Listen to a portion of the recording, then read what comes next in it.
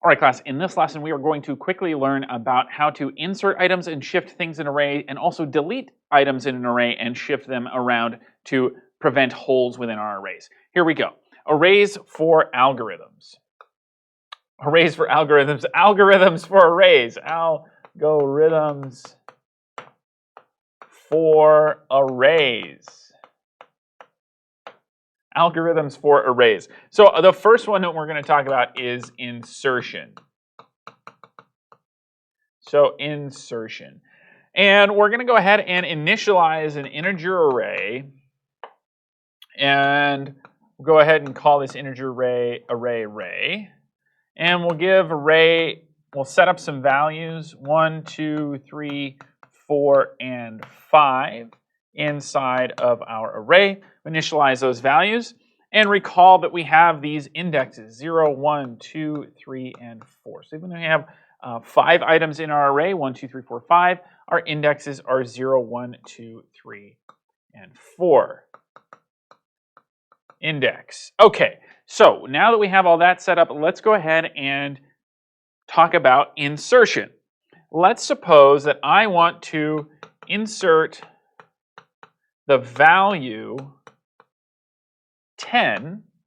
So I want to insert the number 10 at index 2. Okay, so there are some different ways that I can do this. And of course, we can recall that we could say array brackets at 2 will give us this value. Let me go ahead and show you what this looks like. So array at index 2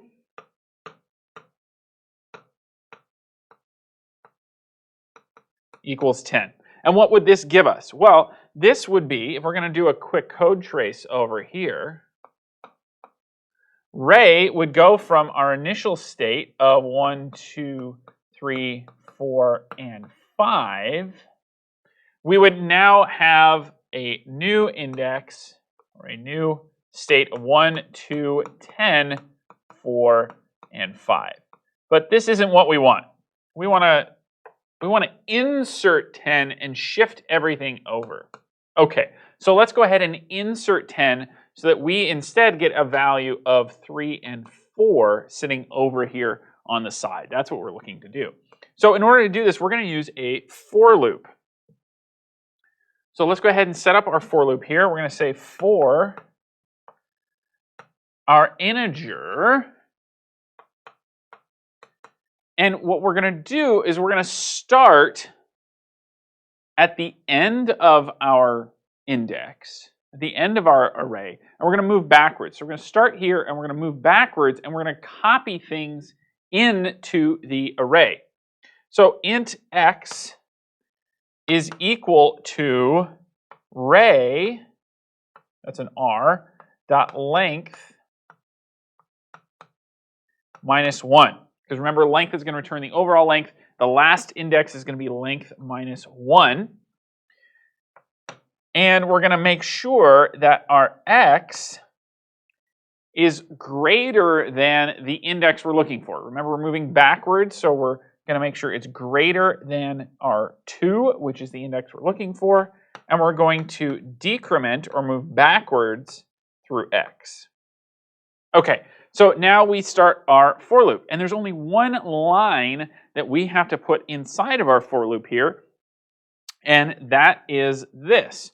All we need to say is that array at our current position, which is the ending position over here,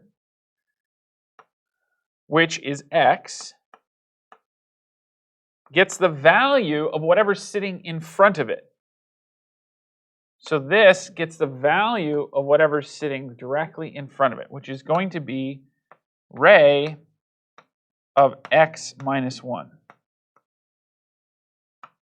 And that will shift everything over.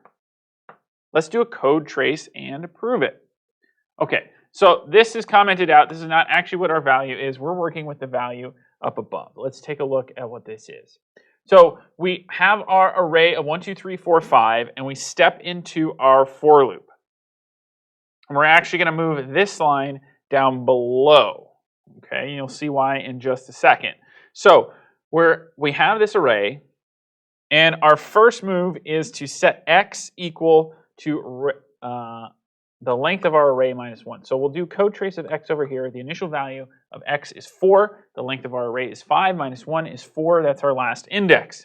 So we're going to find index 4. And we're going to say index 4, which is currently 5. And we're going to give it the value of x minus 1. So x minus 1 is 3. And index 3 is currently 4 right now. So our new array is going to have values that looks like this. 1, 2, 3, 4. And now we copy that 4 into our new last position of 4. So 1, 2, 3, 4, 4. All right, that's the end of our for loop. We decrement our x by 1. X now becomes 3. And we do the same process. We take this current position, we look back 1, and copy that value in. So our new array is going to be 1, 2, 3, 3, and 4. We decrement x by 1. X is now 2. X is no longer greater than 2. So we're done with our for loop. And now we get to run this line of code. We insert our 10 at index 2. So now it becomes 1, 2, 10, 3, and 4. Okay, so that is how we are able to insert a number within an index. But you'll notice that we don't have our 5. Our 5 is missing. We have lost this piece of data. So it's important to make sure that when you are doing a shift like this, that you handle that missed piece of data, or you may lose it forever in your program. Let's talk about deletion real quick. Deletion. Okay, so deletion. Let's go ahead and say that I now want to delete index 2. So delete index 2.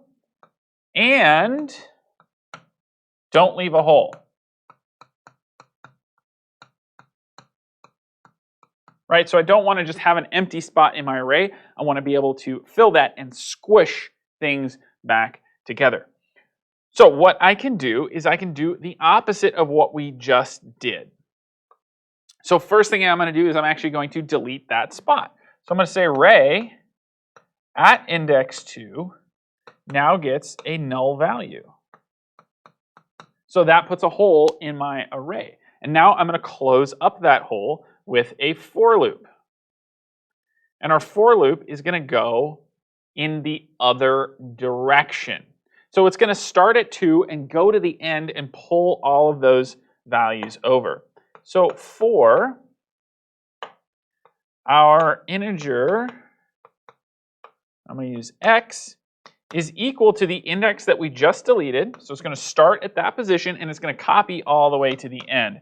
So it's going to say int index equals 2, and I'm going to say x less than our array dot length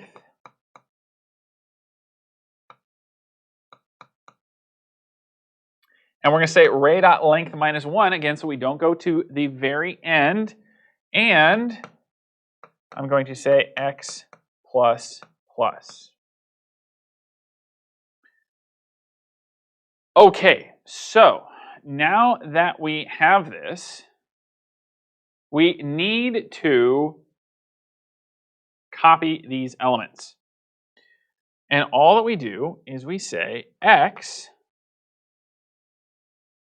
or array at x equals array at x plus 1. And that's all that we need to do to copy these elements. Now, you may have noticed a slight problem.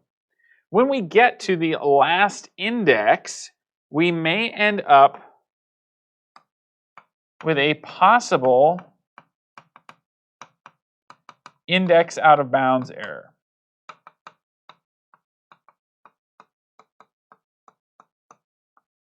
Remember this from strings. We worked on strings with this index out of bounds where we go past the end of the string. We can have the same error here, and the way that we're going to fix that is we can actually say length minus 2 here, so that this stops, our x stops just short of the last value in our array.